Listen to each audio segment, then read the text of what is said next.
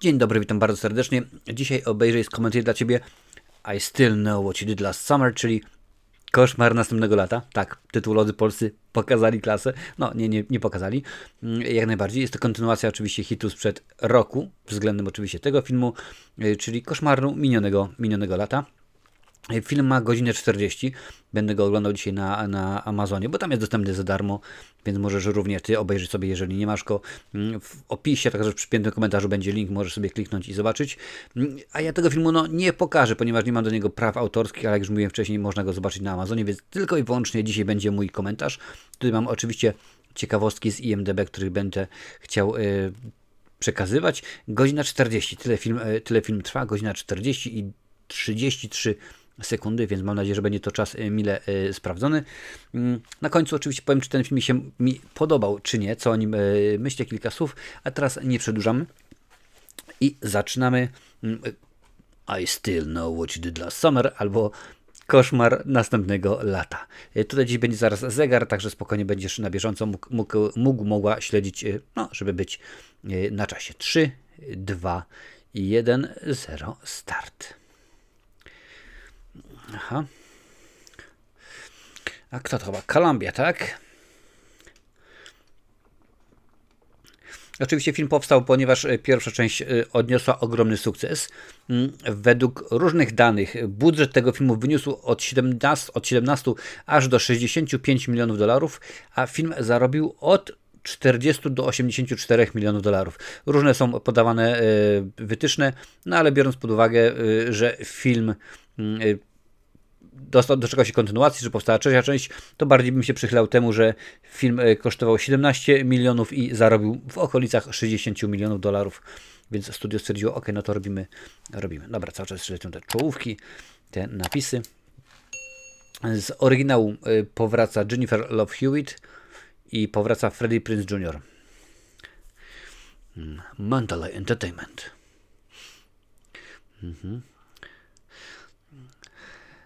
Nie po raz pierwszy nasi tytułodzy pokazali klasę, co? Die Hard, trudny do zabicia. Roadhouse, wykidajło i tak dalej, i tak dalej. No ale zobaczymy, jak to jest przy okazji I Still, chyba bardziej mi się podoba tytuł anglojęzyczny, I Still Know What You Did Last Summer. Aczkolwiek włączyłem tłumacza Google i wrzucił tytuł Nadal wiem, co zrobiłeś z zeszłego lata, więc po prostu pięknie to wszystko wygląda. No dobrze. Nie ma Sary Michelle Gellar, nie ma Ryana Philippi. Z takich lub innych względów. Zobaczymy, jak to będzie wyglądało. Ładne kolory na razie. Komentarz rzeczywiście do pierwszego filmu również był nagrany, więc możesz go odwinąć, zobaczyć.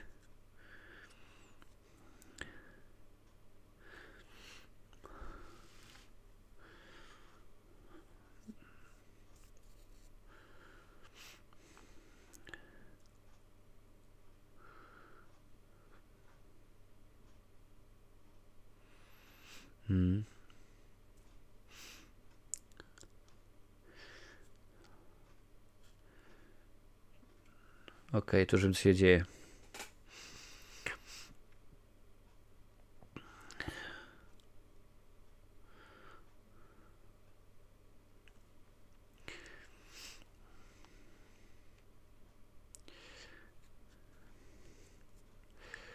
To wszystko jest straszenie dla tych, którzy nie widzieli jedynki, żebyście wiedzieli, co się wydarzyło.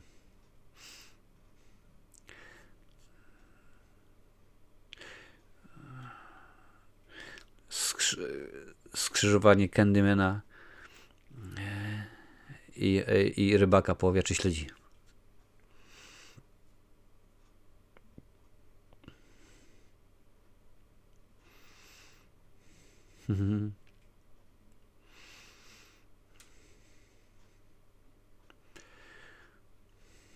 Ben Willis. To ten w konfesjonale zapewne. Bo to jest sen. No ale to się okaże pewnie za chwilę, co? A może ma rację. Może się mylę.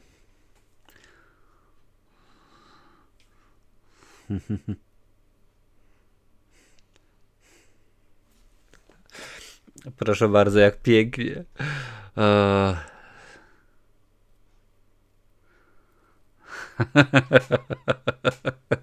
Dobra, widz klasy. No oczywiście, że tak.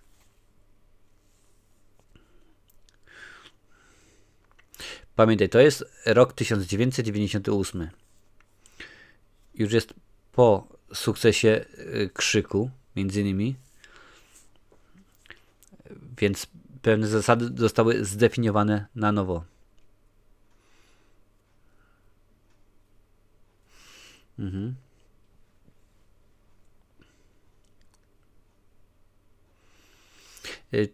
Scenariusz do tej części nie jest autorstwa Kevina Williamsona, ponieważ był konflikt grafików, krótko mówiąc. Akurat pracował przy filmach Dawson's Creek, Faculty, Halloween H20 20 lat później. Przygotował się do swojego filmu, który miał reżyserować i okazało się, że nie napisał scenariusza ani do tego filmu, ani do trzeciej części Krzyku.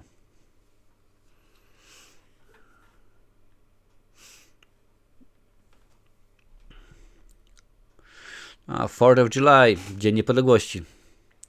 To musi być zawsze Dzień Niepodległości, Halloween, Święto Dziękczynienia. Nie może być zwykły piątek, nie 13.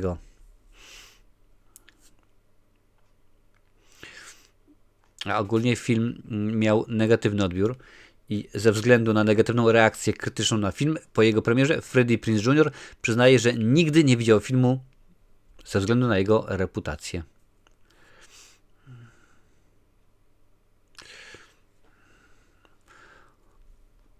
O wilku mowa.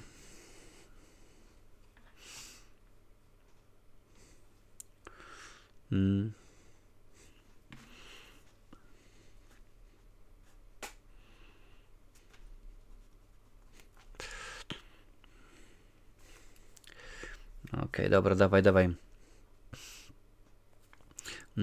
Jennifer Love Hewitt nie chciała być zakwalifikowana jako krzycząca królowa, Scream Queen, więc od tej pory nie wystąpiła w żadnym horrorze.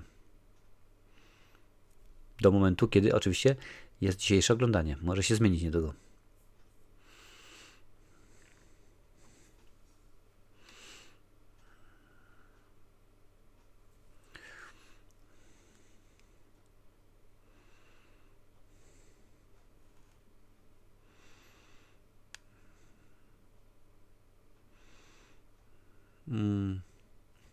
Tak, on faktycznie pracuje na łodzi gdzieś tam.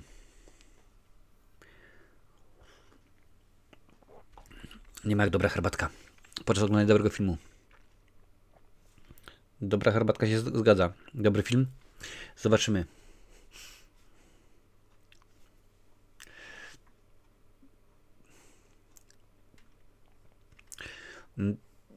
Film również nie został wyreżyserowany przez Gilla Gillespie. Tutaj za reżyserię odpowiedzialny jest Danny Cannon. Gill Gillespie nawet nie był poproszony o to, żeby ten film wziąć. Natomiast poproszono innego gentlemana, takiego mało znanego aktora, reżysera, który się nazywa Peter Jackson. No tak, on już wtedy był między innymi po takich filmach jak Martwica mózgu. No ale Peter Jackson, jak zresztą bardzo często powiedział, dziękuję bardzo, nie jestem zainteresowany, niekoniecznie mi się to podoba, a może po prostu podobało mu się, ale grafik się nie zgadzał. To już zależy od ciebie, jak na to popatrzysz. W każdym razie taka jest prawda.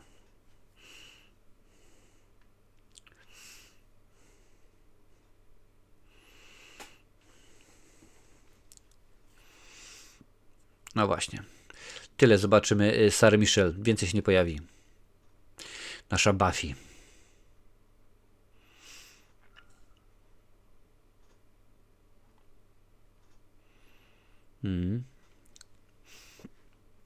Zdarza się. Scenariusz autorstwa Treya Callowaya został pierwotnie opublikowany jako format dla młodych dorosłych. Czyli miała być cała przemoc, jak najbardziej. Miało się rzeczywiście dosyć konkretnie krew lać. No ale pomijany był ostry język. Jak będzie w finale? Zobaczymy. Coś się dzieje. Jak myślisz, kolejny sen, czy... No oczywiście, że musi. Ten film powinien mieć tytuł Prawo Murphy'ego. A myślałem, że szczotkę weźmie i szczotką będzie atakowała. No zobaczymy.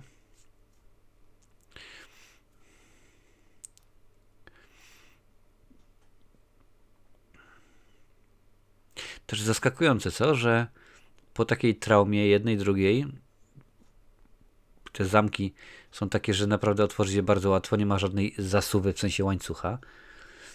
Nie ma nic poważniejszego.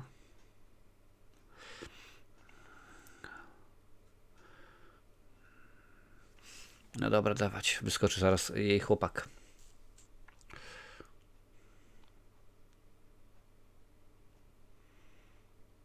A może mnie zaskoczą? O, widziałeś? No.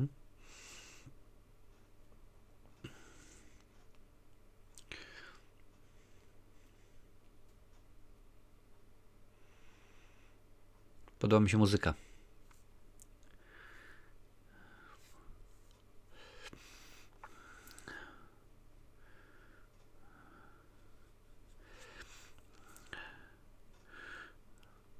Niech to nie będzie jakieś głupie rozwiązanie typu pomyliłem pokoje albo coś.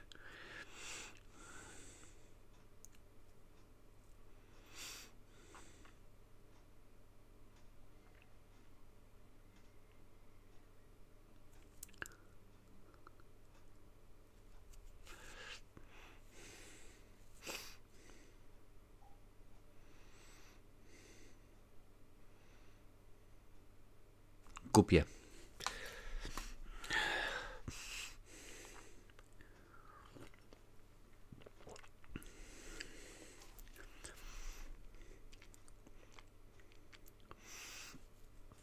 Dobra, dawaj, zbieraj się z nią do klubu. Musicie iść pobawić się.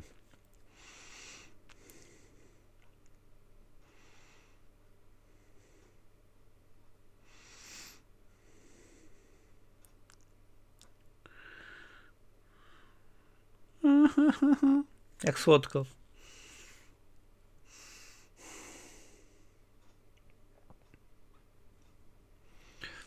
Tutaj właśnie jest informacja na temat budżetu. Budżet filmu czasami jest błędnie podawany na 65 milionów. Rzeczywisty budżet wyniósł 24 miliony i osiągnął 65 dopiero po uwzględnieniu materiałów promocyjnych, wypożyczeń do kin i innych ukrytych kosztów po zdjęciach. A zarobił 84 miliony dolarów. Więc...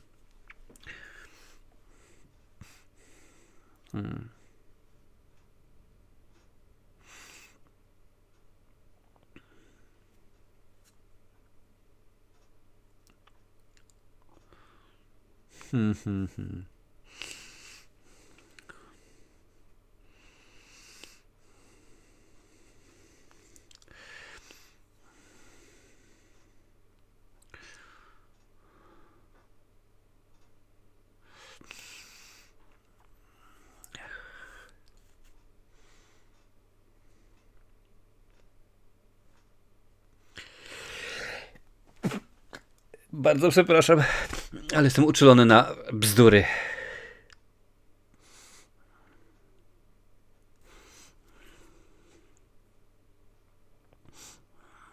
O jać. Tak gwoli formalności, jeżeli nie wiesz, jak to jest możliwe, że oni gadają, wszyscy się suszą w takim hałasie. Sceny w filmach są nagrywane bez muzyki. Ona jest dokładana w postprodukcji.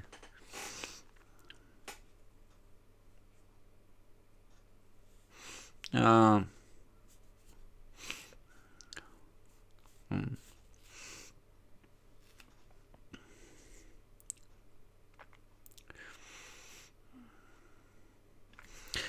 Reżyser pierwszej części, Jim Gillespie, wypowiedział się przeciwko kontynuacji, w którą zabrakło jego zaangażowania, mówiąc: myślałem, że to nie jest właściwa historia.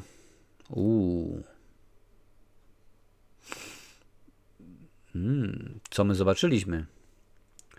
Tak, idź tam, idź zobacz, no idź do niego. Zaraz zakończę.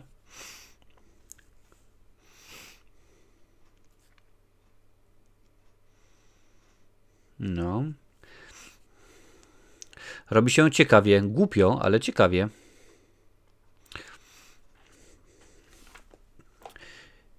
Nie ma nikogo. Ojej, ojej. Niespodziewanka. Wracając do tego, co powiedział Jim Gillespie.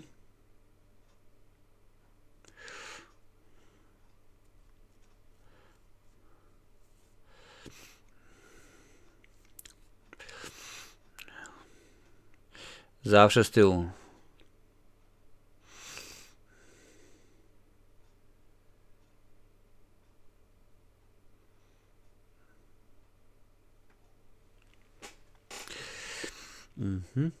Nie podobały mi się założenia. To w pewnym sensie zabiło serię. Trochę mieli szansę zrobić coś innego, ale w moim przypadku to nie zadziałało. Czyli według niego to nie zadziałało. No zobaczymy.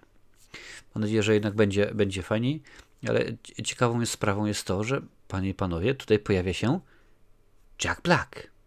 Jest to jego pierwszy horror i z nieznanych powodów pozostaje on niewymieniony w czołówce. Zobaczymy. Zapewne tak samo ważna rola jak Johna Leonarda Gałeckiego z pierwszej części. Tak, to ten chłopak, jak mówiłem wcześniej, Leonard z Teorii Wielkiego Podrywu, The Big Bang Theory.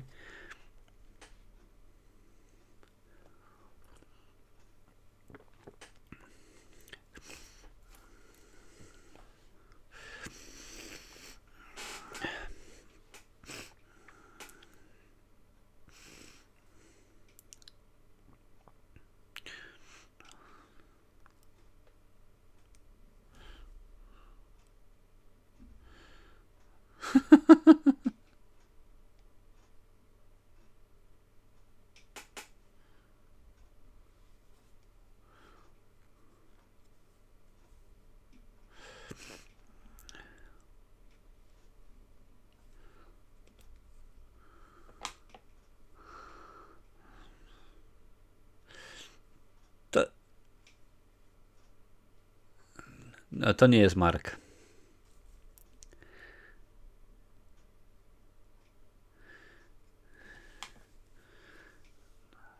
No, już powiedziałaś.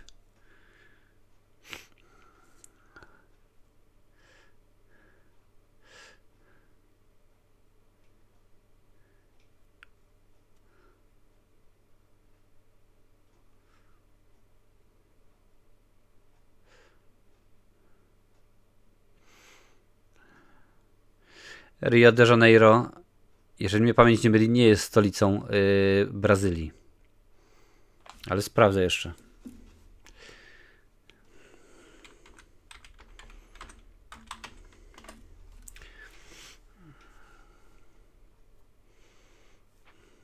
Tak, zgadza się. To co powiedziała. Stolicą Brazylii jest Brazylia. No ale one są za tępe, żeby to wiedzieć.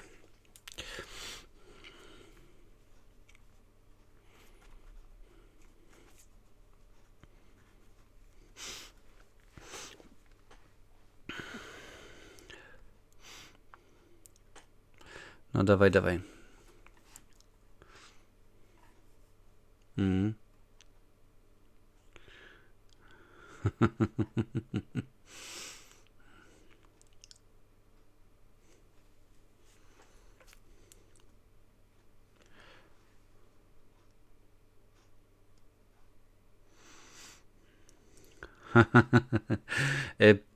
Jennifer Love Hewitt, która tutaj się oczywiście pojawia, zgłosiła się do drugiej części, zgodziła się, ponieważ myślała właśnie, że Jim Gillespie będzie reżyserował tenże film.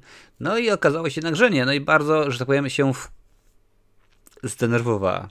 Także jak najbardziej.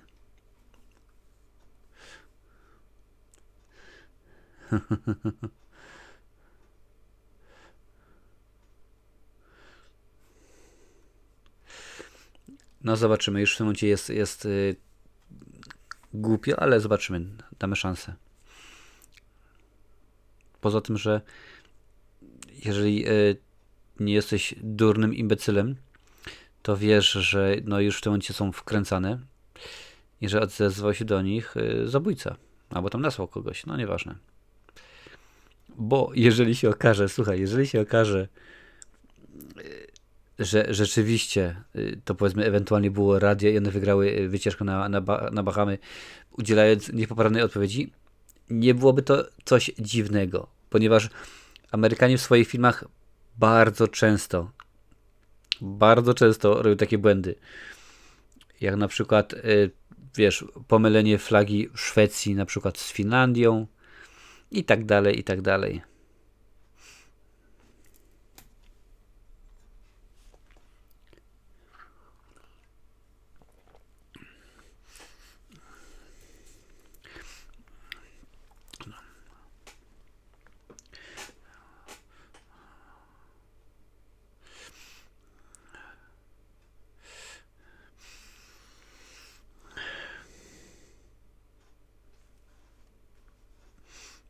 No, to nie jest najlepszy pomysł, bo jej pewnie koleżanka wpadnie na pomysł, skoro on nie jedzie, to weźmiemy tego drugiego kolegę.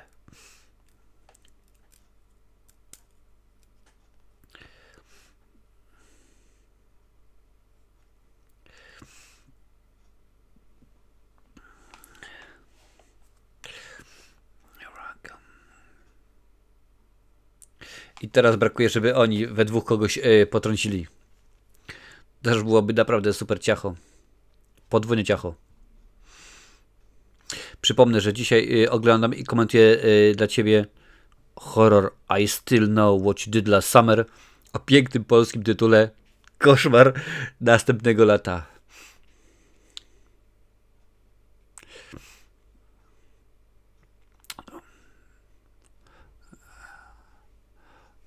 Aha.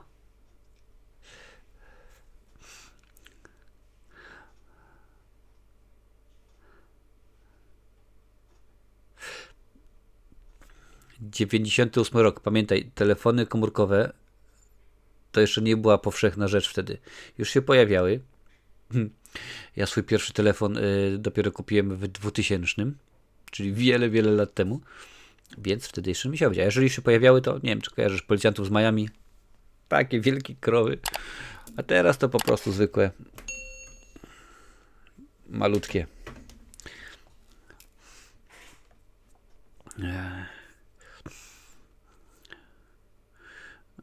Okaże się pewnie, że jakiś głupi żart. Albo może to jest Mark, ten z radia.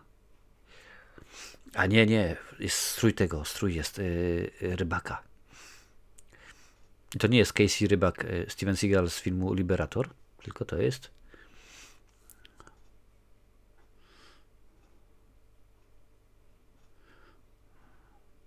No dawaj, może będzie Jack Black. No dawaj. O, ten pewnie odłoży łyżkę, czyli pierwszy, jeżeli coś tutaj ma być takiego.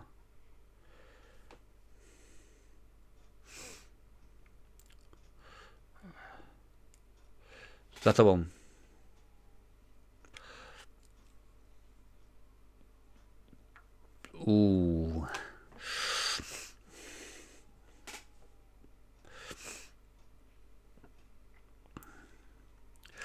No tak, uciekaj ulicą, nie w bok koło auta, bo po co? Nie zbiegaj na pobocze. Nie. Wiesz, o co mi chodzi. Naprawdę. Auto też skręci. A tym razem ciężarówka się nie zatrzyma.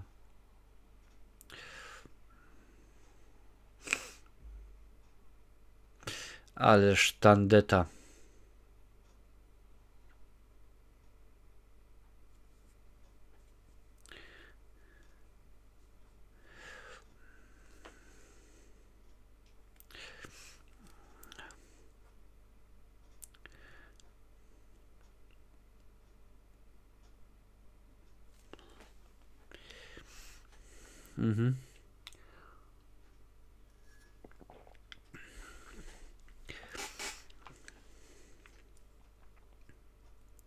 Czasami jest tak, że właśnie takie smaczki typu Rio de Janeiro jest stolicą Brazylii.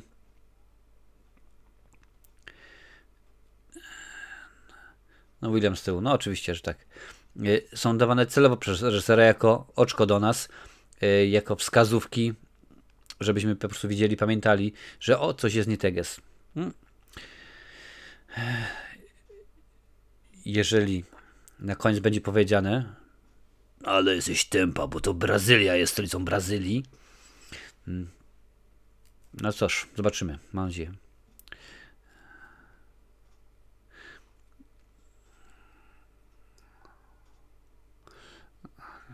Ciekawe, czy Freddie Prinze Jr. pojawi się później jak rycerz na białym koniu w lśniącej zbroi. Popatrzcie, nawet z moją dykcją jestem w stanie powiedzieć lśniącej. Pięknie.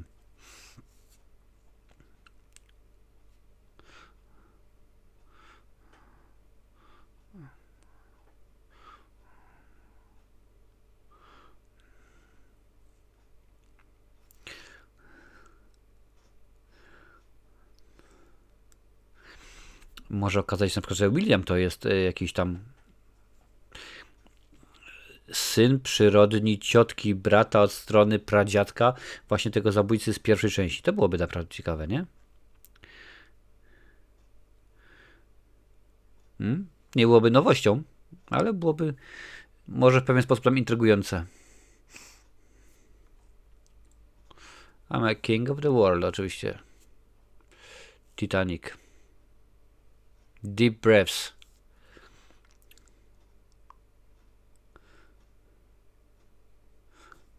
O, proszę bardzo.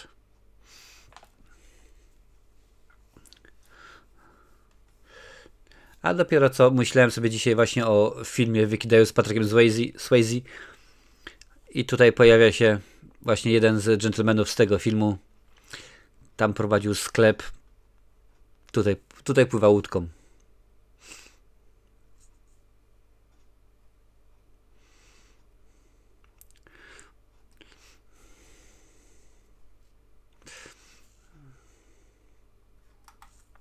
Tak patrzę, skąd właśnie znam aktora wcielając się w postać Willa, czyli Matthew Settle, ale tak niespecjalnie gdzieś coś brzęczy, więc możliwe, że po prostu twarz ma jedną z tych twarzy, wiesz.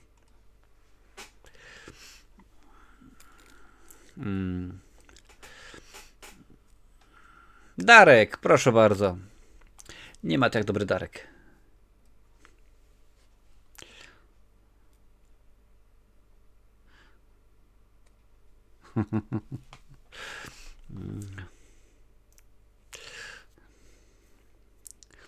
To jest ważne, że ostatnia łódka odpływa o 18. To jest bardzo ważne. Dla fabuły całego filmu. Może nie wydawać się teraz, ale tak jest. Dobra. W tym momencie jest 27 dokładnie minuta, a my oglądamy I Still Know What You Did Last Summer, czyli koszmar następnego lata.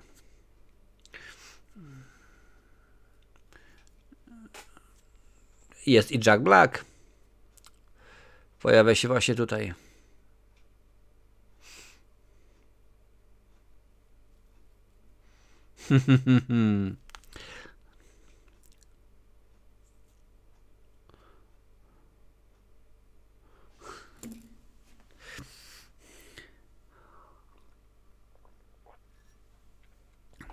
Super.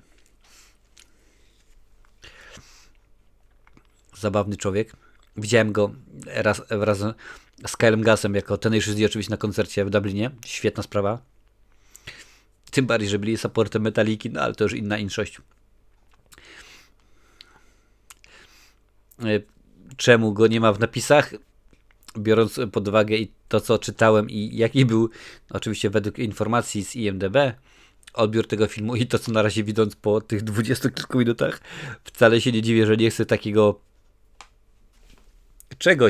takiego tworu filmopodobnego w swojej filmografii. Będzie. Musi być informacja o tym, że Rio de Janeiro to nie jest stolica Brazylii, bo musi być taki zwrot akcji, kiedy któraś z nich, obstawiam, że Jennifer Love Hewitt odkryje, że to jednak Brazylia jest stolicą Brazylii i będzie... Zobaczymy. Gdzie, człowieku? Doberman jest.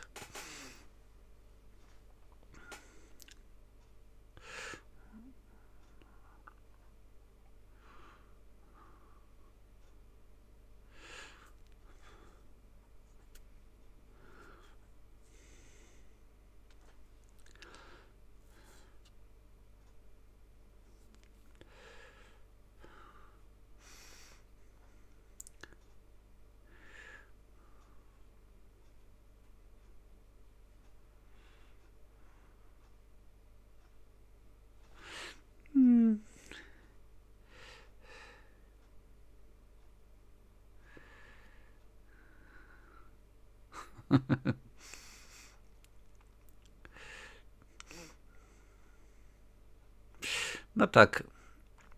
W pierwszej części mieliśmy cwaniaczka. Tutaj cwaniak też musi być.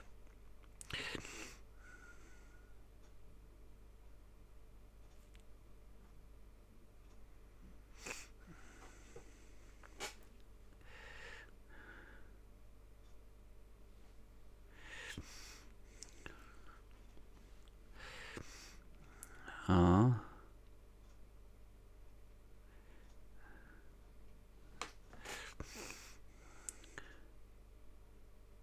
Aha. Naprawdę Strasburger, na pewno Karol Strasburger jest zażenowany, słysząc te żarty.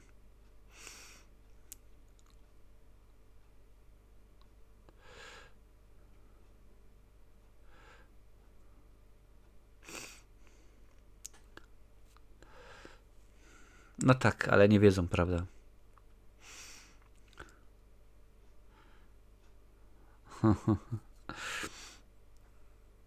Dla tych też, którzy, no wiem, że niewielu Amerykanów ogląda moje odcinki, ale mimo wszystko, kiedy w Europie jest zima, w Australii jest lato i vice versa.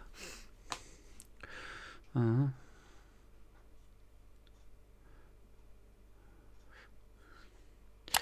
Tego dżentelmena również poznaję. Bardzo mnie to cieszy.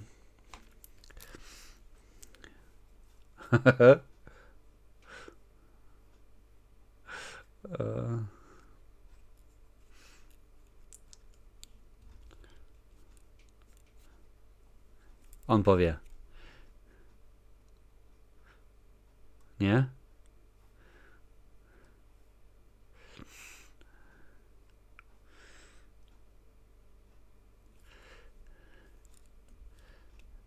Bill Cobbs. I kojarzę go właśnie z filmu Demolition Man, Człowiek Demolka, jak to woli. Stary, dobry znajomy Sylwestra Stallone w tymże filmie. Ha,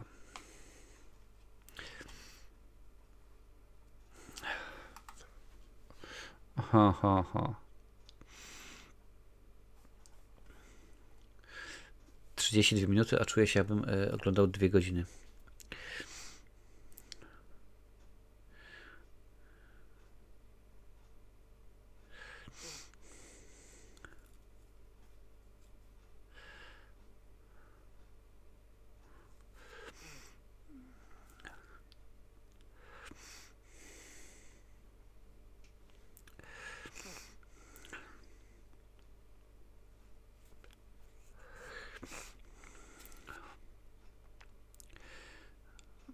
No tak. A to właśnie on. Uciekł. Tak sam jest dźwięk, jak się odłączy czujniki z palucha.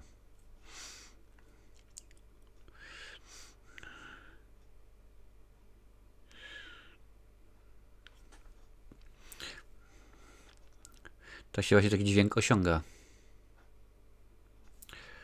A.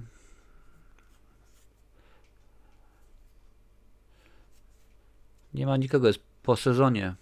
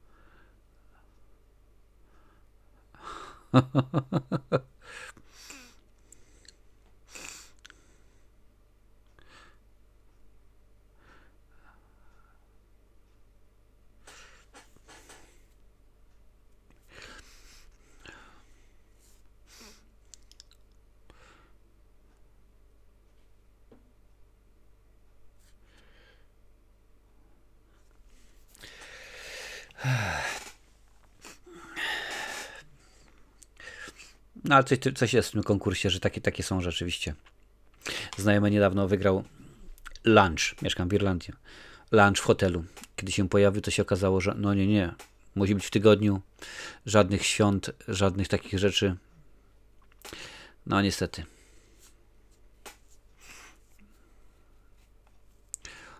O, proszę bardzo.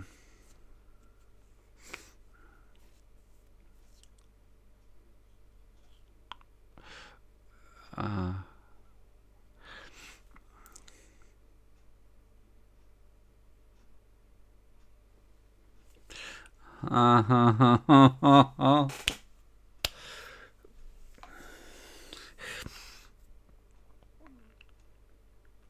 A widzowie mówili, że to jest ok film. Nie jest.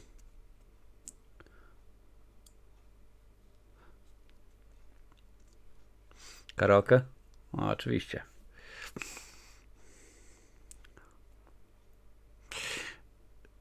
Za chwilę usłyszymy śpiewającą Jennifer Love Hewitt i to jest jej prawdziwy głos. To ona śpiewa, ponieważ jest wyszkoloną piosenkarką, więc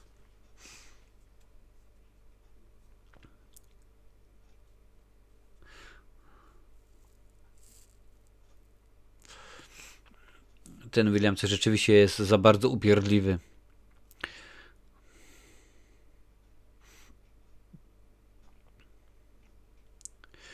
A skoro w krzyku pojawiała się rodzina, siódma woda po kisielu i tak dalej, no to wcale mi się nie dziwił. Gdyby się okazało, że to jest jakiś nieślubny syn śledzia. O, Gloria Gaynor.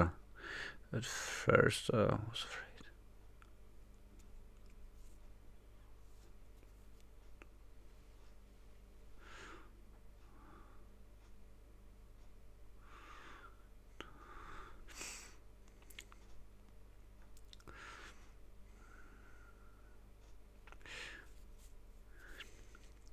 I teraz powinien wejść Freddie Prinze Jr. na to wszystko. Zaskoczony.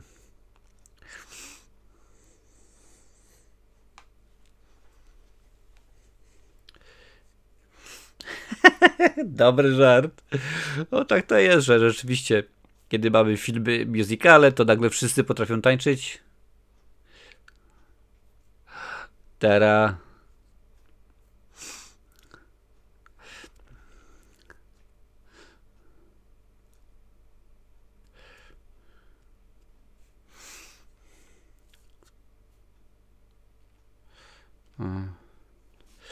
no oni nie wiedzą.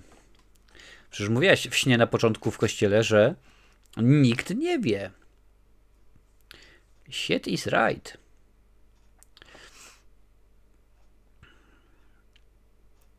A popatrzcie, jak bardzo łatwo wejść do tych pokoi. Karteczka z napisem I still know what you did last summer. Tytuł tego filmu. Wyobraź sobie, że ma karteczkę i tłumaczą to dosłownie tak, jak jest w tytule filmu, czyli karteczka z napisem koszmar następnego lata. Przecież to było bez sensu. No ale to są polscy tytułolodzy. Najpierw mamy Nakatomi Plaza, a potem już Nakatomi Plaza w Szklanych Pułapce 2 nie ma. Ktoś wchodzi, to wchodzi właśnie jej koleżanka.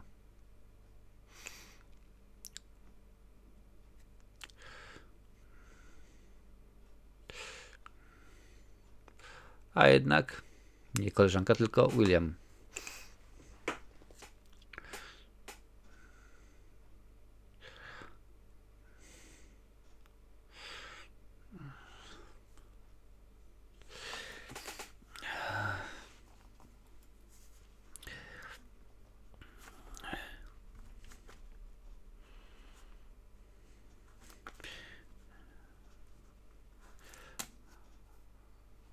Oj, oj.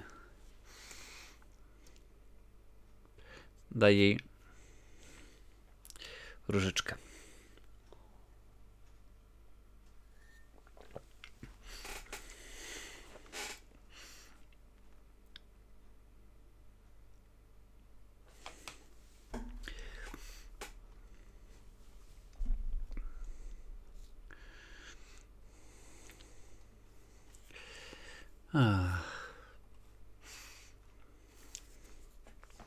Faktycznie jest zdjęcie Jacka Blacka na IMDb. W tych głupich włosach. Ciekawe czy...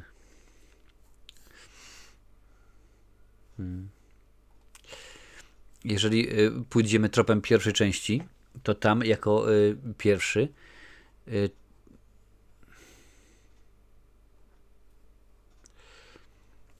łyżkę odłożył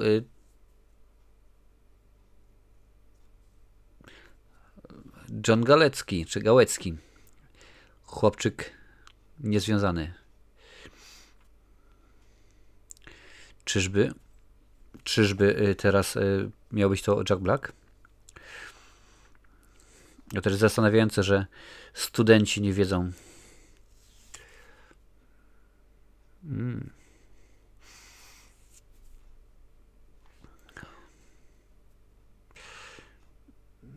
Okay.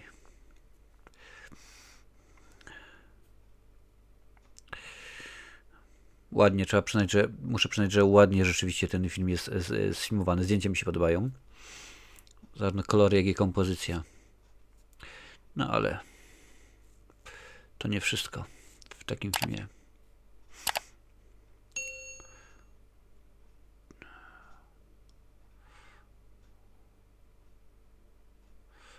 Co się dzieje? Łódki nie ma?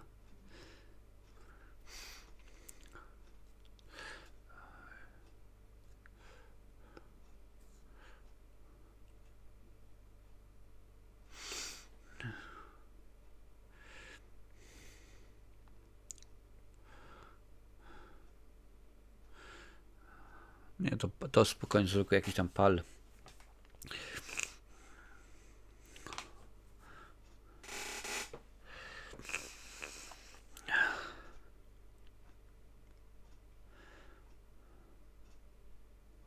Tytus.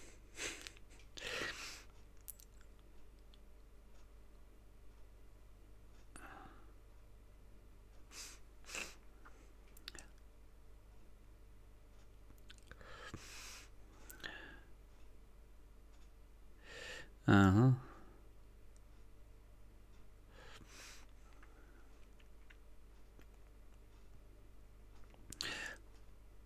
Widziałem go w lepszych rolach. Oj, oj, oj.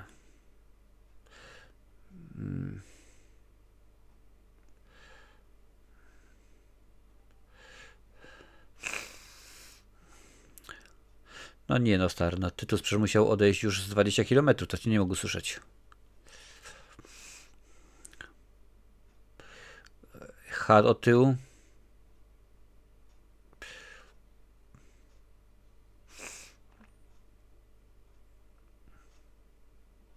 No jednak się usłyszał.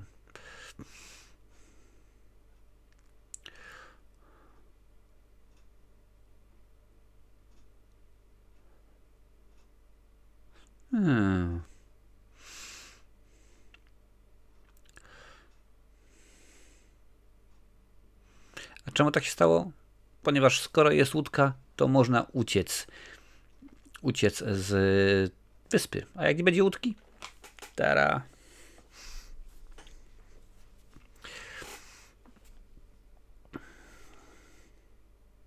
Chociaż osobiście przyznam takie wakacje bez ludzi. No, piękna sprawa.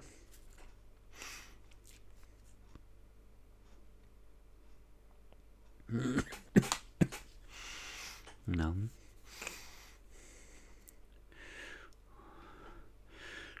Potrzebny był ten 20-sekundowy najazd na telefon, bo byśmy inaczej nie wiedzieli, że telefon dzwoni, wiesz.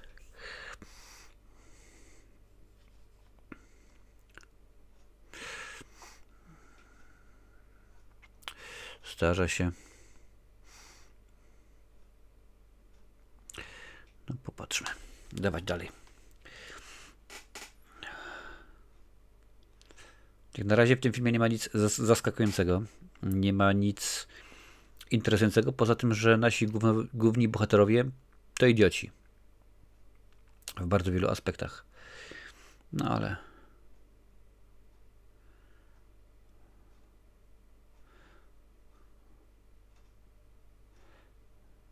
Masz krew, czyli masz krew z tych prześcieradeł.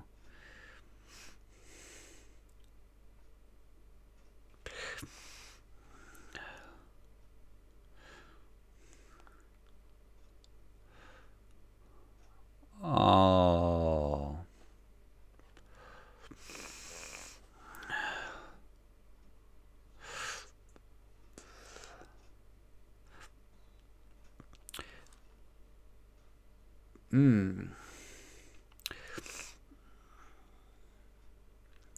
Nie widziałem, czy tam była druga ręka u tego hakownika, ale...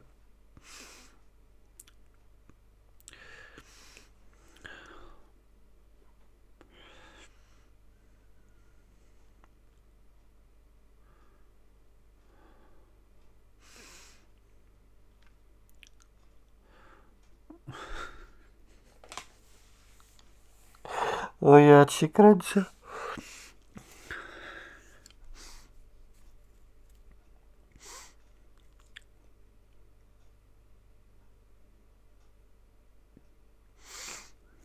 A.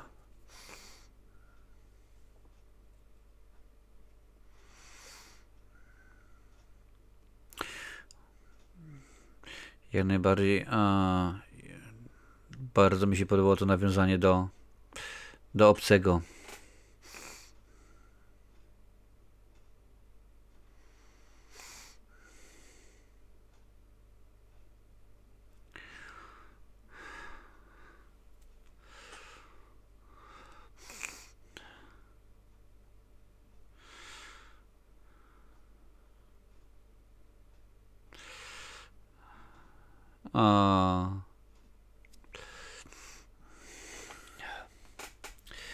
Nudny ten film.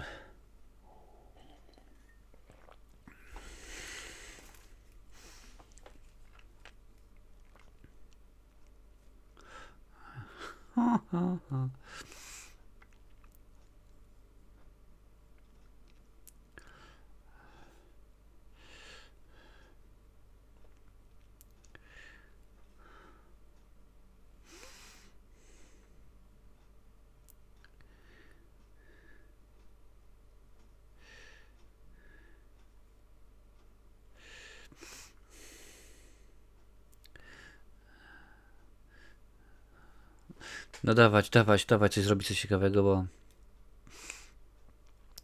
O. Nie zakręcaj wody, może będzie jakaś scena z prysznicem typu zabójca, zasłona jak w Psychozie. O nie, nie będzie. Nawet nie ma napisanego na lustrze czegokolwiek na parze, no trudno. Popatrzymy. Przypomnę, że oglądamy dzisiaj Koszmar następnego lata, czyli I Still Know What You Did Last Summer. Druga część trylogii, który możesz obejrzeć na Amazonie. W opisie, a także przypiętym komentarzu jest link do tego filmu. Pamiętaj, jest za darmo w pakiecie także. Ojej.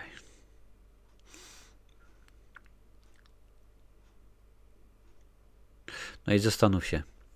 Dopiero co na maszynie do karaoke widziała, że ktoś tam napisał, że ciągle wie, co zrobiłaś, a wszystko pootwierane. Drzwi, okna.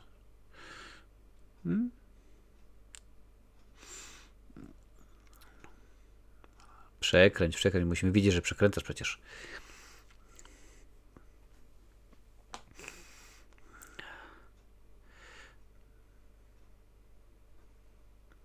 No może teraz będzie. A nie, to już by było na szybie. Wiesz, staram się wyszukać jakichś prostych środków. Czegokolwiek. Ale...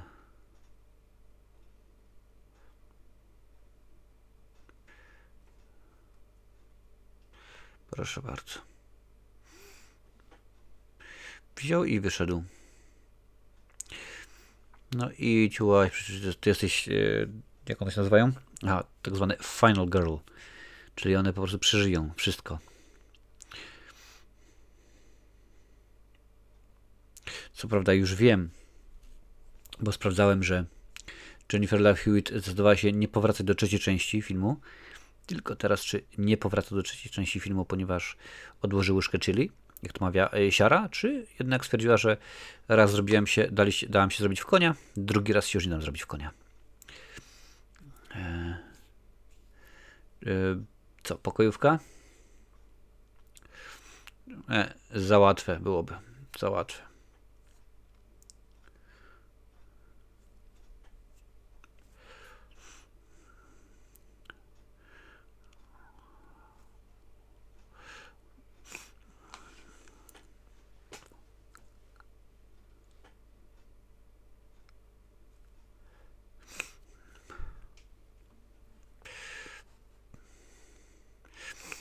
Nie ma nic.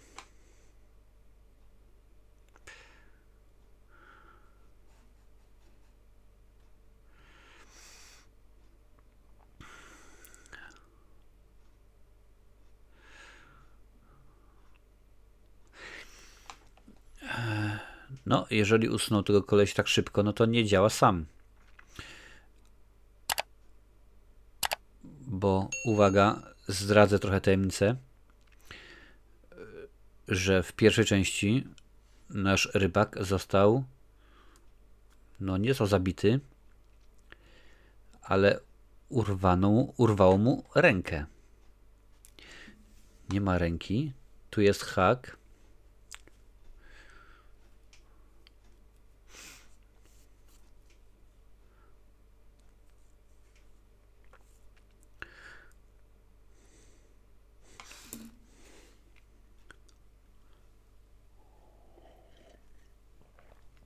Nie ma takiej opcji.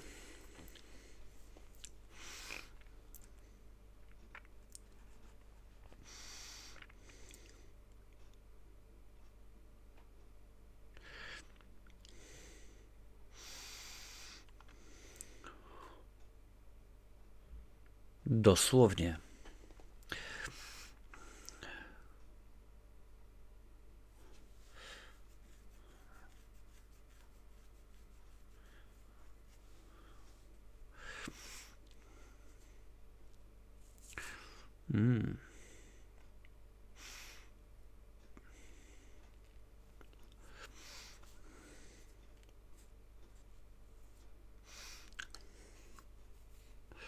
Storm Shelter.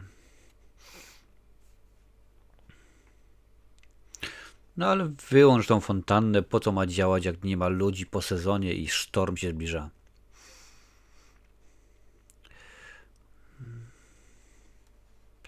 A, to jest ten, że tak powiem, bagażowy, który wie więcej niż chce mówić. I jest, jak widać po jego szarfie, jest udziałowcem Twittera, bo miał wielki znaczek X. Rewelacja. Wyczuł to, pisał nosem. Wiedział, że Musk się zbliża.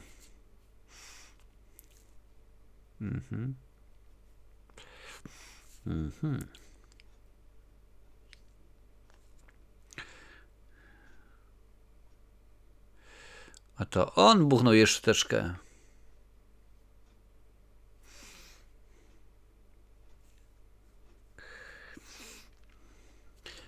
No tak, Bahamy, Voodoo, te klimaty.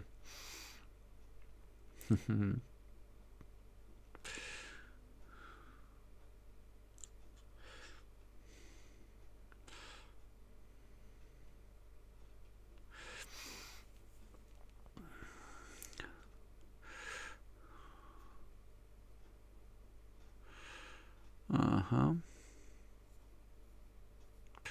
Aha.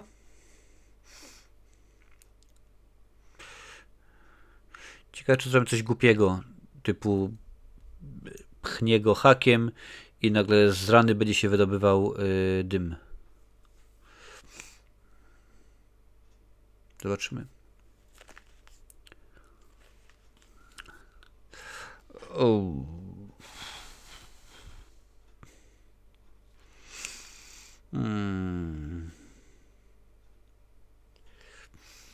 Okej, ma rękę.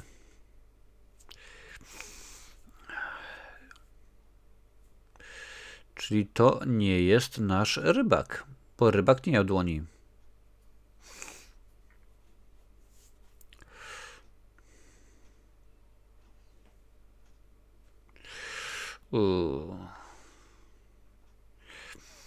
No.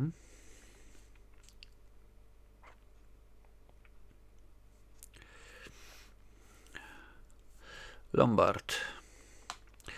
O, kolejny aktor drugoplanowy. Fani trylogii o Batmanie Nolana na pewno go kojarzą.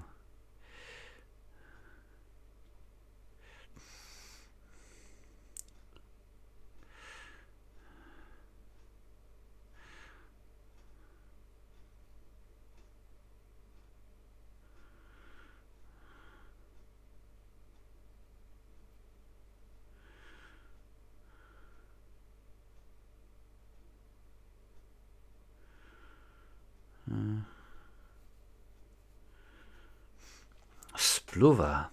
Co?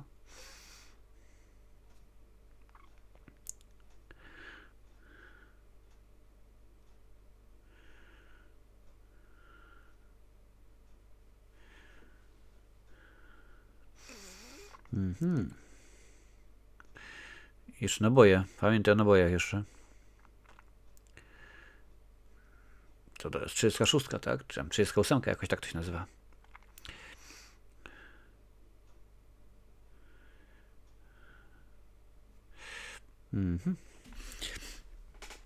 Tylko teraz, czy załaduję ślepakami, czy załaduję, wiesz, to jest takiego rodzaju film, że tu się wszystko może wydarzyć.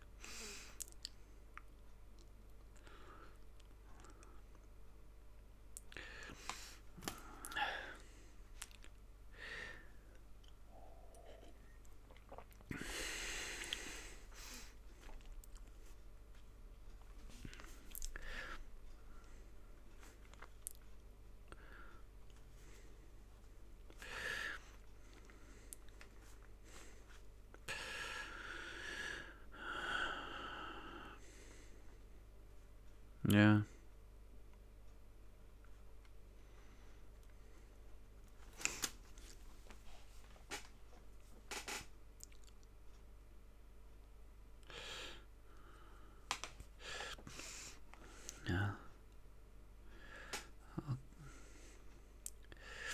No oczywiście, że nie.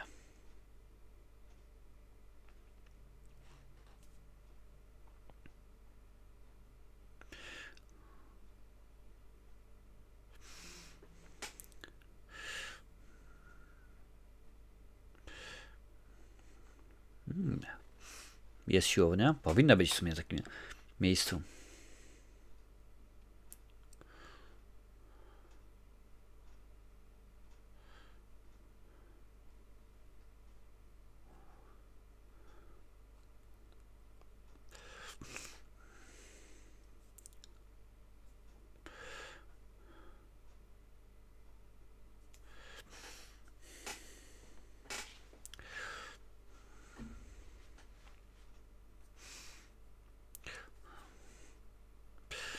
Bagażowy. No. Całkiem sensownie wyposażone na pierwszy rzut oka.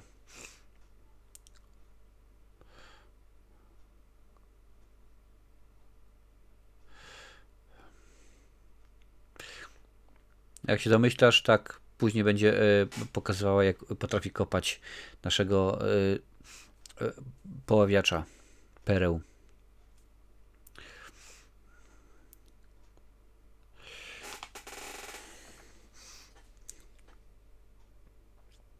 Ale zauważ też, że nie chciała zmoczyć włosów w basenie, ale teraz już nie przeszkadzało,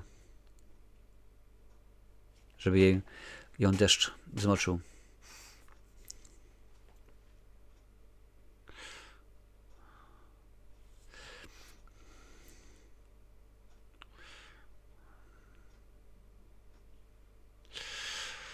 Ale to już było przecież w powrocie, nie powrocie, w Oszukaj Przeznaczenia.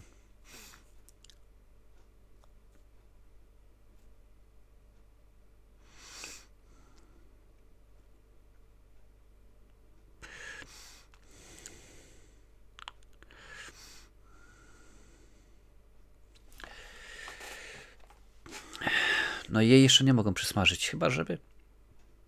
Uwaga. Przepraszam bardzo, ale się zbliża moje uczulenie na bzdury. Nie wiem, po co, co, gdzie, jak. I co, teraz się to chyba zamyka, tak? Czy jakoś tak? Aha. Więc teoretycznie jest łatwo wyjść. Teoretycznie.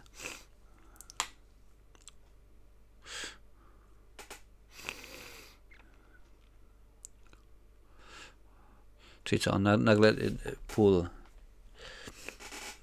pool w sensie bas, pool w sensie swimming pool, czy pool w sensie bilard? Bo w Ameryce to jest jedno i drugie, to jest to samo to naprawdę.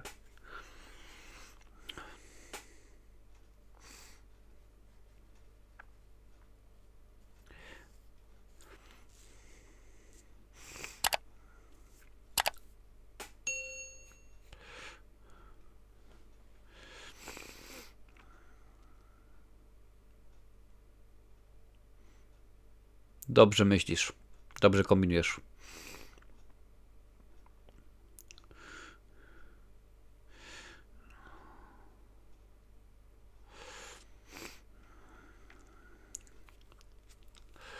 I nigdzie nie słyszy, bo tam to oczywiście słucha muzykę. Jest deszcz.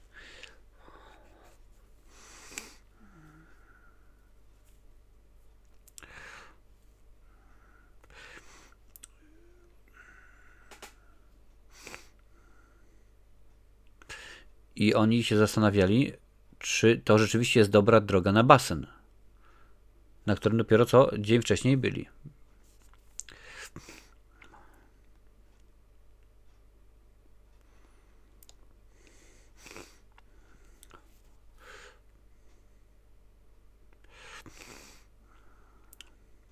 Mhm.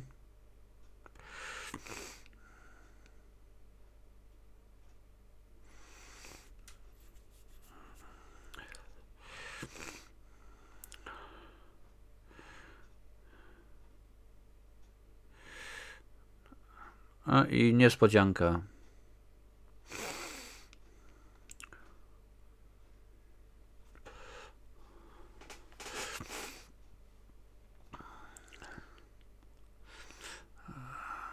No nie tędy, tymi drzwiami, którymi weszłaś.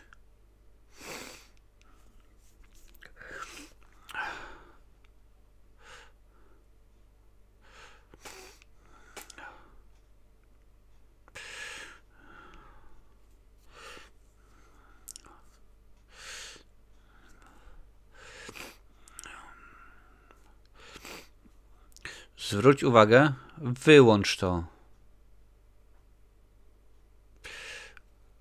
Wyłącz to.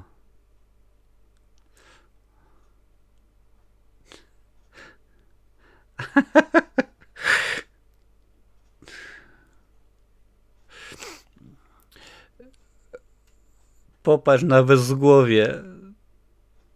To łóżko nie ma blokady z tyłu ani z przodu, u głowy i u nóg. Można wyjść tą lub tą stroną, obojętnie.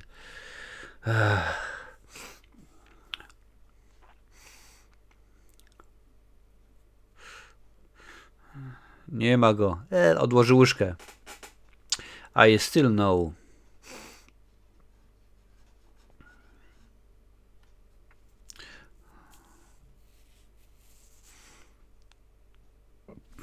Przepraszam bardzo.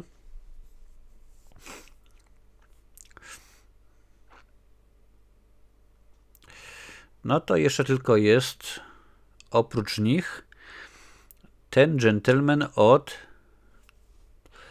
bagaży.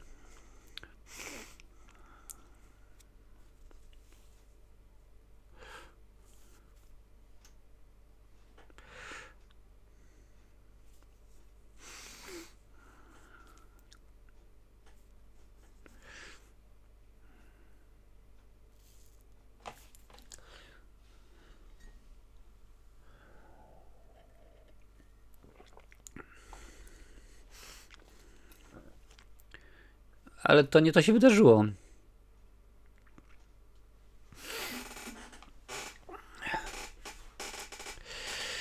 No dobra, nieważne.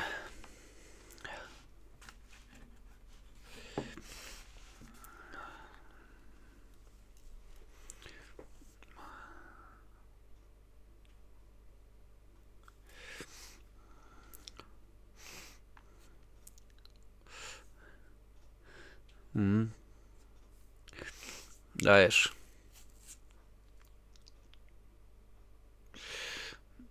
Ale włosy się jej rozwiązały, dopiero co były spięte. Dobra. Jeszcze nie zapominajmy oczywiście o rycerzu na białym koniu, czyli o... Wywołałem go, tak? Wywołałem go, naprawdę. Jest Freddie Prinze Jr.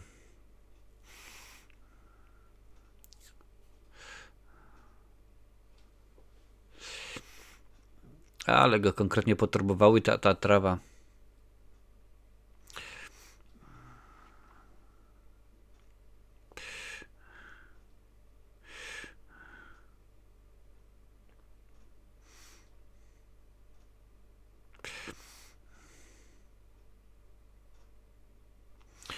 Stara ciekawska babka.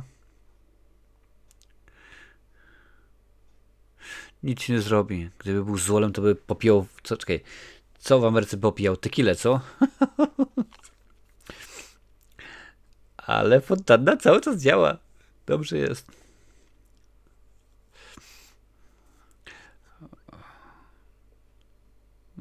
Typowy debil. No, no tak. Bo ma krzyże, zaraz będzie o voodoo. A tak, a ona znajdzie swoją szczoteczkę i będzie, że to on.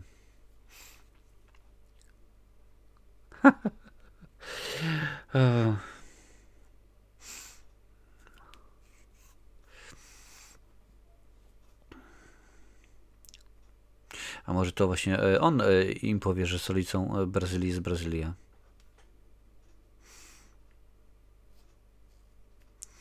No okaże się, że pewnie on zrobił to po to, ten ołtarzyk po to, żeby obronić ją przed siłami nieczystymi.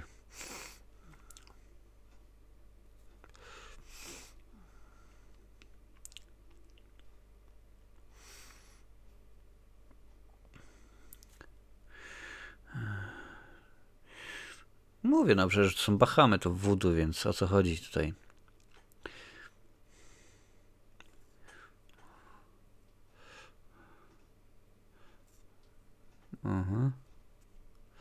Szczoteczka.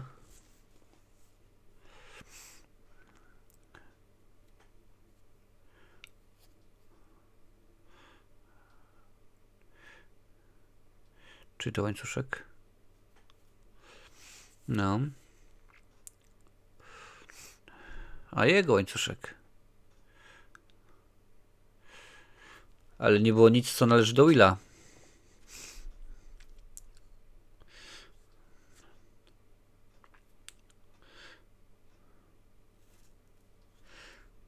No tak, rozdzielmy się, no.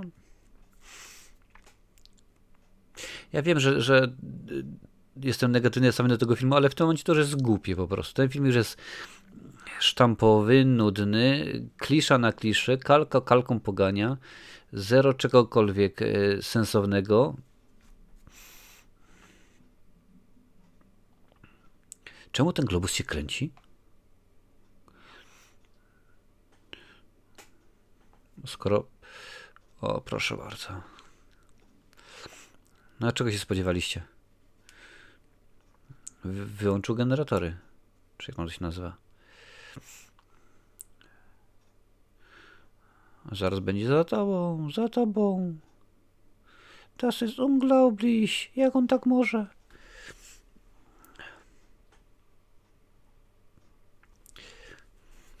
I ciągle mi się wydaje, że ten Will coś ma wspólnego z tym wszystkim. I to nie w dobry sposób.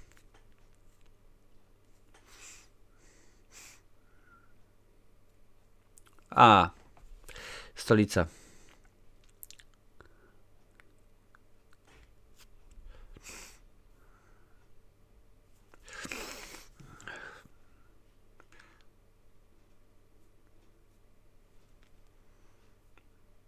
Rio to największe miasto.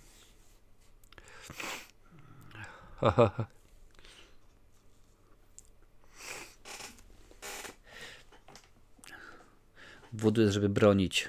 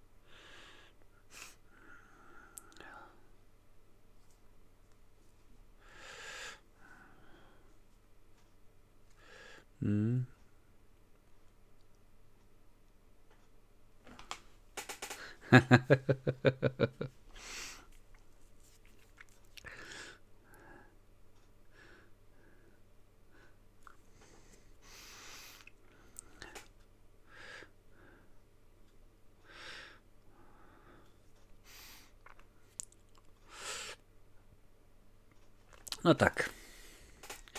A chyba sobie herbatki się napiję.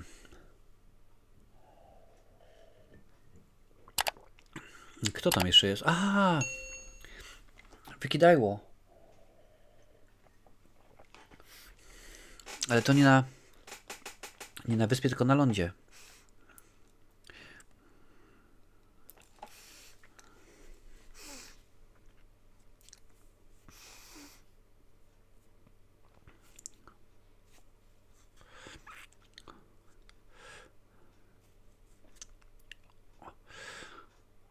Ale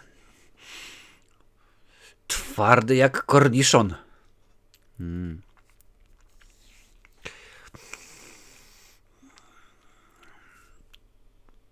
Boy and a girl.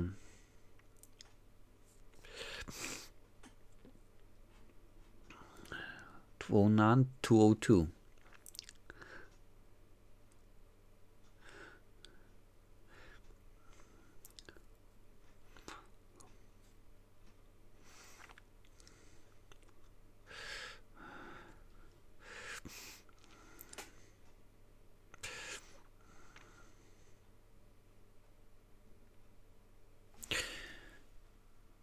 Brat i siostra. Kogo nam brakuje jeszcze oprócz barmanki? Barmanka to jest córka jego, a Will to jest jego syn.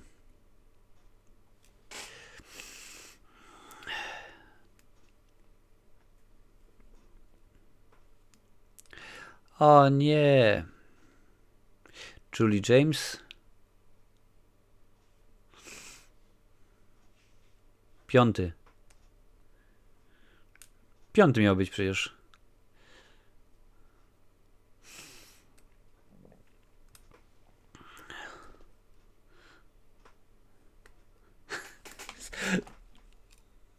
Znowuż.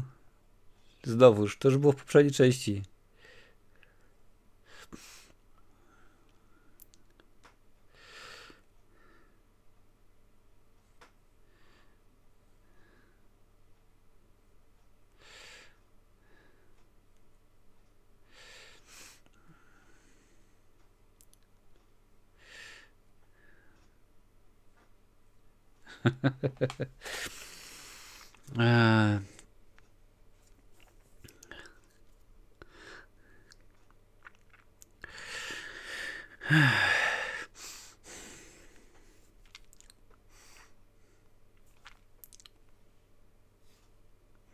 No tak, stary zniknął.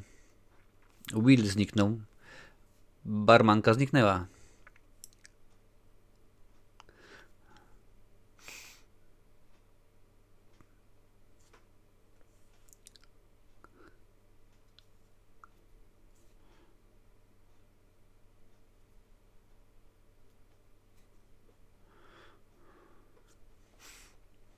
O.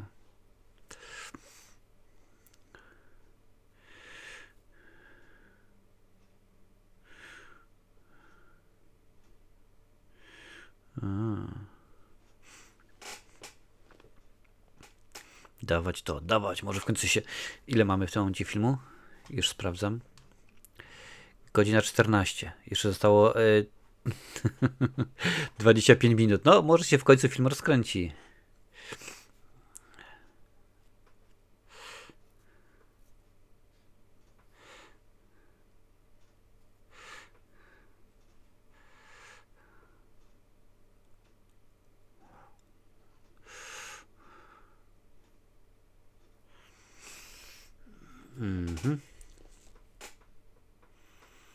Ciągle się trzymam tej teorii, że William to jest właśnie syn Billa. Bill. Podobne.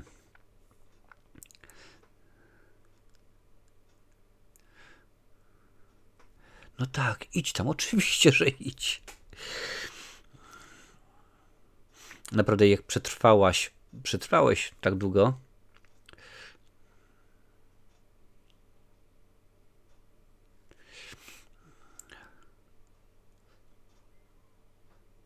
to gratuluję, naprawdę gratuluję.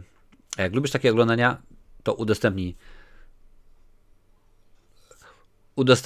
to na swoich mediach społecznościowych. Mówiłem, że Nancy.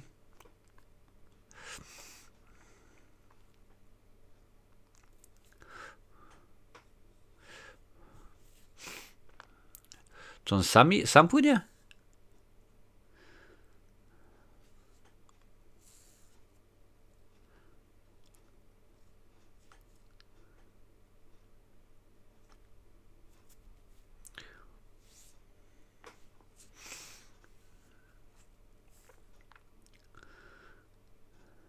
No oczywiście. Wziąłeś łódkę bez tego, no, bez kapitana.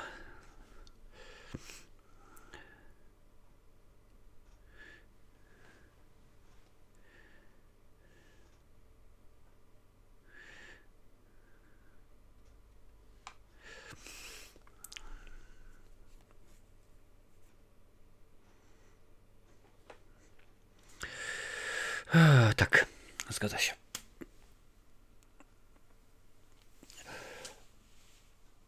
You get used to it.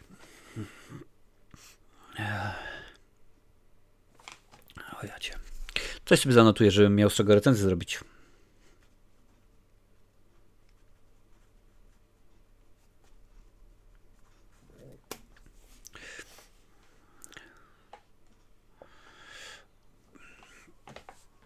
To było dobre. To było dobre.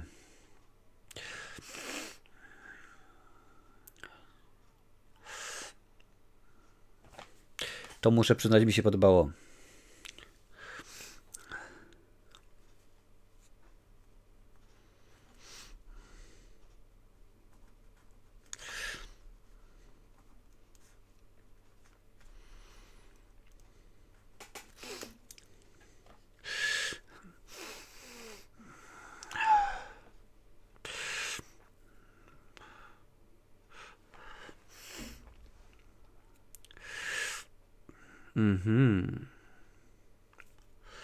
Ma rękę.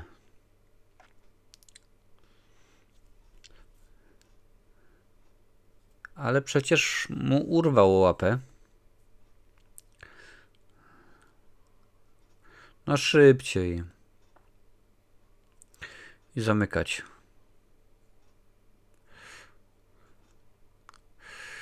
W ostatniej chwili zablokują przecież.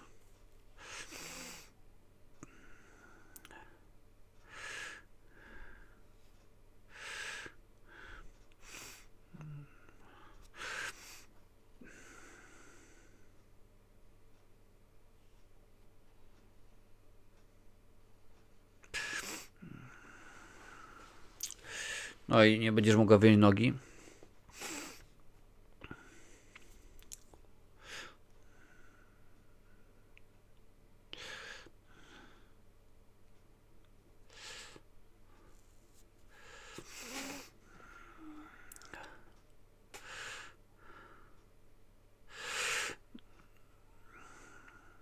Emocje jak na rybach, nomen omen.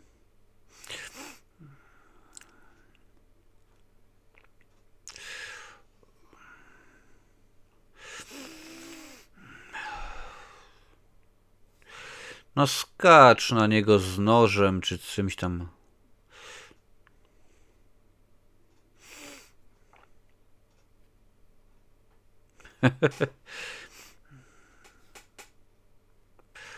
O, dobra.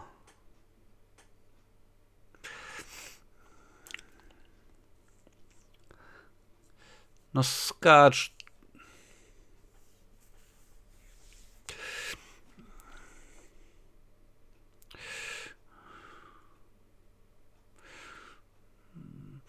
No co, od dołu cień zaatakuje, musiał być pewnie ze 3 metry, żeby przebić to szkło.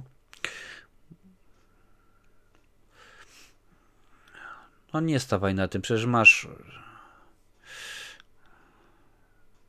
Masz framugi, a...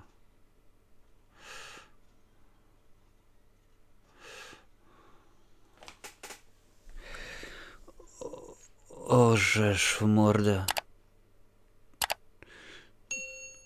No powiedzieć, że to było głupie, to nic nie powiedzieć. A wiesz czego się boję? Bo to jest druga część, jest jeszcze trzecia część. No. Jeżeli tu jest tak cudownie, to jak dopiero będzie w trzeciej części. Wysaje ci coś z brzucha, czy to obok brzucha? A, obok brzucha.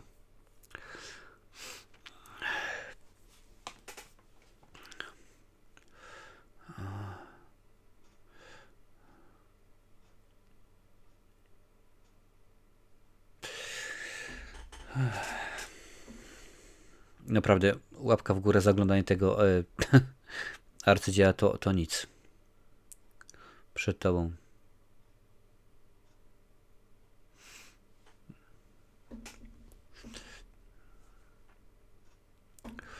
O, proszę bardzo. I koleżanki będą patrzyły, co się dzieje.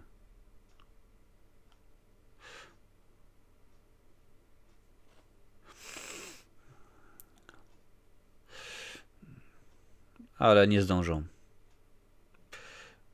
Za tobą.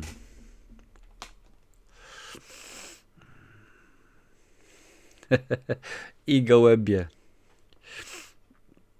Wiesz co? Normalnie bym powiedział, że sprawdzę, czy na Bahama występują gołębie. Ale nie, to jest taki film, że nawet mi się nie chce.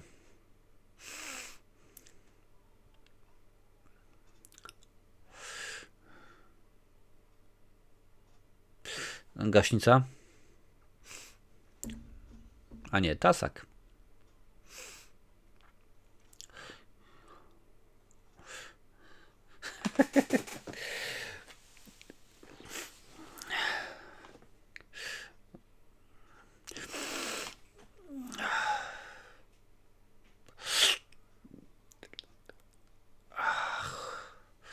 No w niego, no co ty?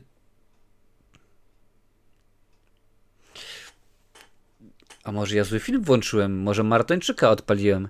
Tylko coś tutaj Dustina Hoffmana nie widzę. Do schronu przeciw sztormowego.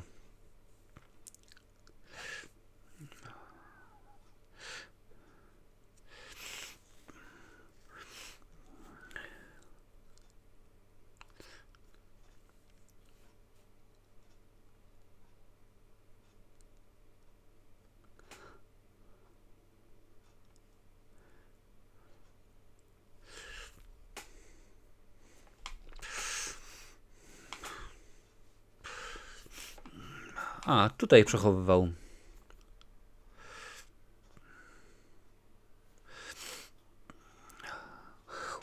Will.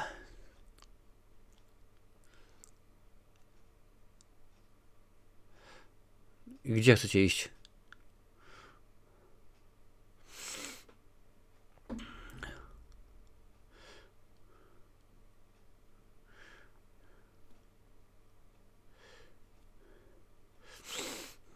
No.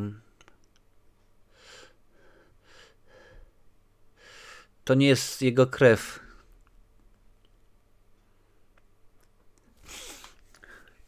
No i wyrzucił topór.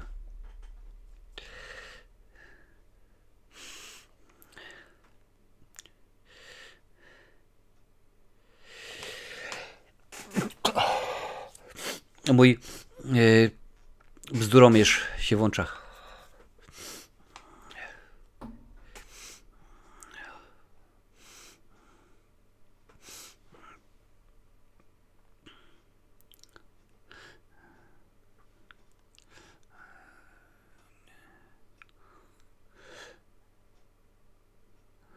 Bo to nie moja krew. Dziękuję bardzo.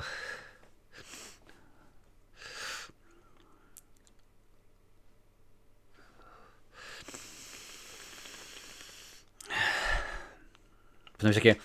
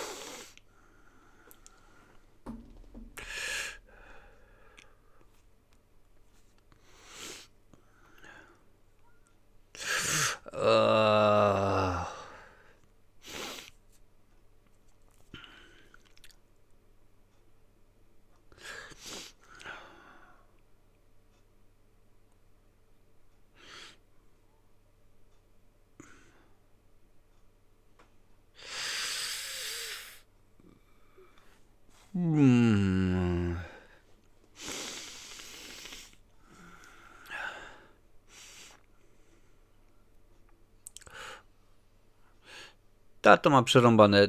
Co chwilę w coś wpada.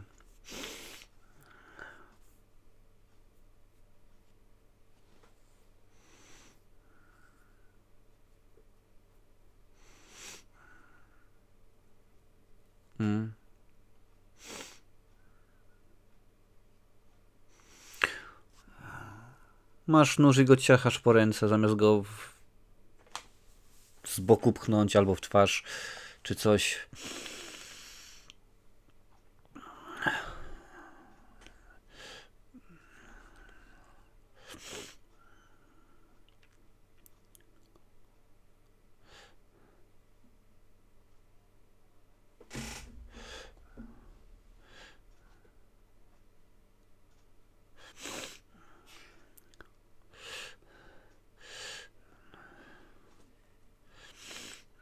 Benson.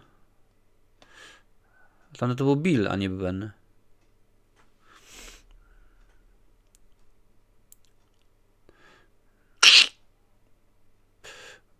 Proszę bardzo. Let it snow, let it go. Teraz powinna Elza wkroczyć.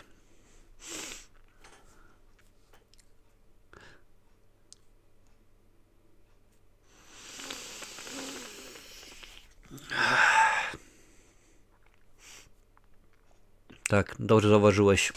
Patrzę na zegarek, bo... No strzelaj.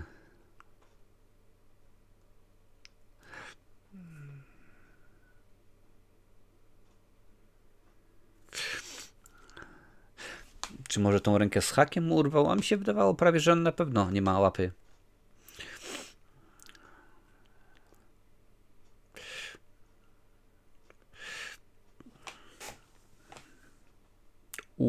Ale go pociągnął. Przypominam, że jeszcze w poprzedniej scenie Ray miał rękę na temlaku.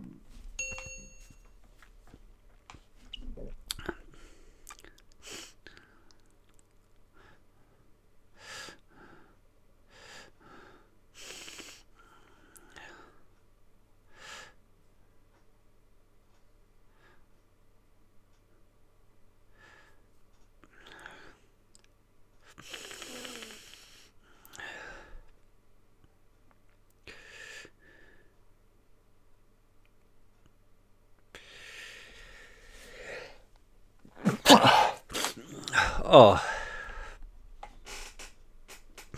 No właśnie. Kolejna bzdura.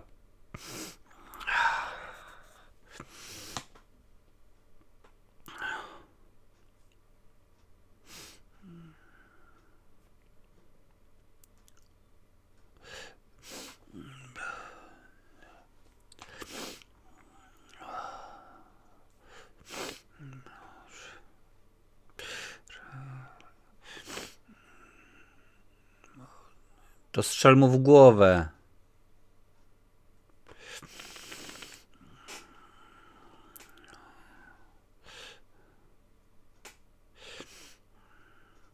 Jeszcze nie zapominam o tym, że są jeszcze 2 dziewuchy.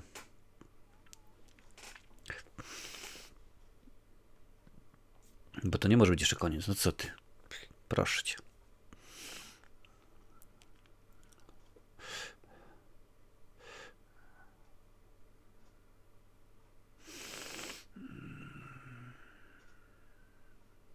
I coraz więcej tego błota na nim.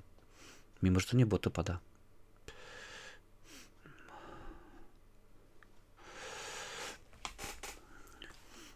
Gdzie jesteśmy? Godzina 31. Zostało jeszcze mniej więcej 9 minut. Filmu I Still Know What You Did Last Summer, czyli koszmar następnego lata. Tak. Albo jak ładnie przetłumaczył Google Translator. Ja wciąż wiem, co zrobiłeś z zeszłego lata.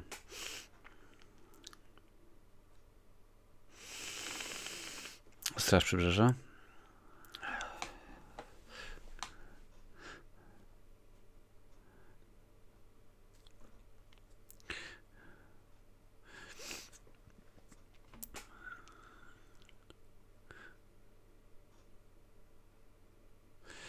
Okej, czyli oczywiście teraz ciała starego nie znajdą. Jeszcze dziewczyna.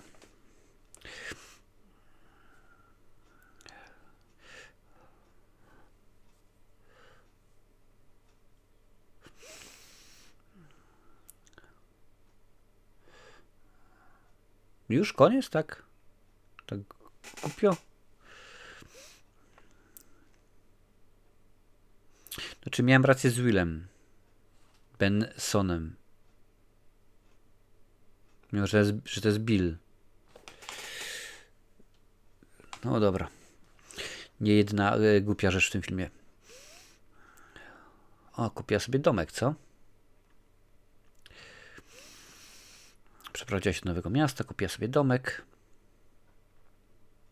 Przypomnę, ona jest studentką. Z tego co widzimy, bez pracy i kupiła sobie domek. To on pracuje.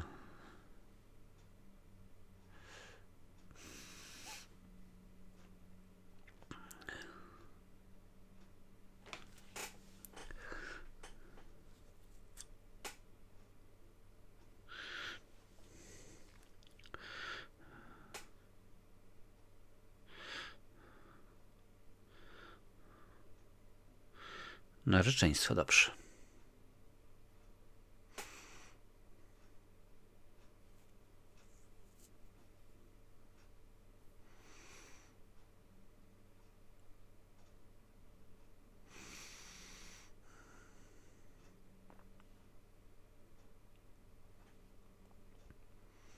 Nie. Dom nie ma alarmu, nie włączają go na noc, drzwi nie zamykają na dodatkową kłódkę. A po co? No przecież to, co się zdarzyło, Benson już nie żyje, Bill Dad już nie żyje i tak dalej, i tak dalej.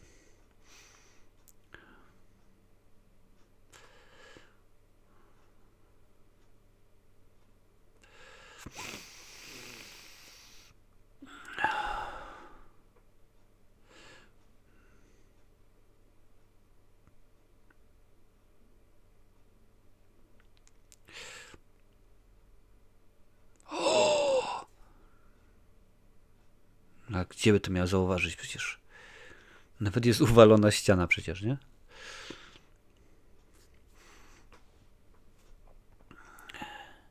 Hello, Julia. Szafa jest otwarta, a była zamknięta.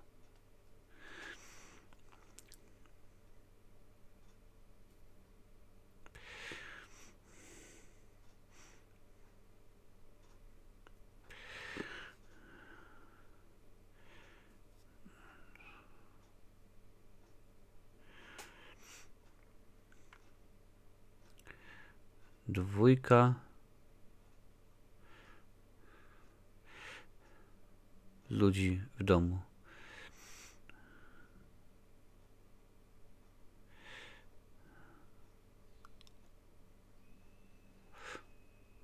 I koniec.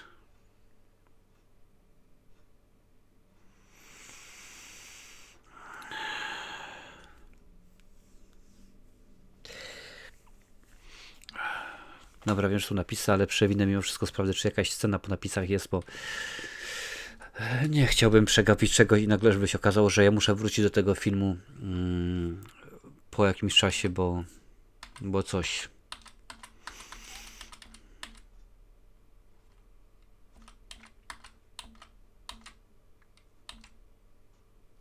Dobra, właśnie w tym momencie film się skończył. Ojeju, jakże głupi to jest film, jakże ta produkcja jest beznadziejna i poza tak naprawdę tym jednym motywem, kiedy jeden z bohaterów mówi, no nie widzę to żadnego psychola i ten go nadziewa na hak, to było rzeczywiście dobre. Poza tym nie ma w tym filmie nic, naprawdę nic ciekawego, interesującego. Możliwe, że się myliłem z córką, aczkolwiek wcale mi się nie zdziwił, gdyby powróciła w trzeciej części. Zobaczymy jak to będzie. Moją ocenę możesz sprawdzić na Filmwebie. Będziesz wiedzieć dokładnie, jaką wystawiłem.